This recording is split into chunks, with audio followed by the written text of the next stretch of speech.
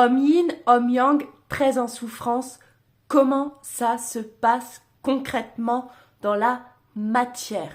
Un homme yang très en souffrance aura des difficultés à trouver sa place dans la société et vu que les hommes yang sont très intéressés par l'argent et le matériel, l'homme yang en souffrance sera prêt à tout pour gagner de l'argent, quitte à faire des choses, des activités louches et malhonnêtes. Les hommes yin en souffrance seront souvent influencés par les hommes yang et travailleront pour ces hommes dans des secteurs comme la drogue, la prostitution ou ce genre d'activité terrestre qui n'est pas forcément conseillé. Et à un moment, les hommes yin en souffrance, eux, sont plus intéressés par l'amour, le cœur.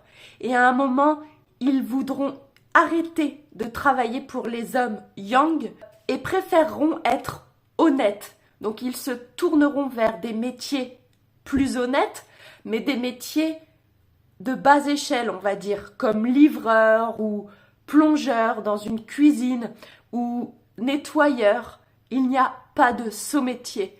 Mais plus on est en souffrance au niveau de l'âme, et plus on se tape, entre guillemets, le sale boulot dans la matière.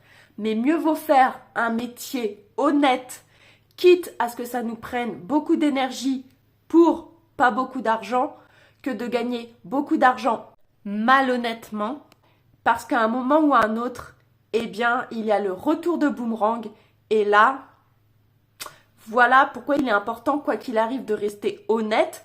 Donc, à vous, si vous êtes homme en souffrance, de vous reconnaître, de savoir si vous êtes plus yang ou plus yin, ou si vous avez ce genre de personnes dans votre entourage, et de comprendre comment tout ça, ça fonctionne. Les métiers qu'on fait, quand on est en souffrance, quand on est guéri et complet, etc. Quand on est yin, quand on est yang, rien n'est par hasard et tout est parfaitement orchestré par quelque chose de plus grand.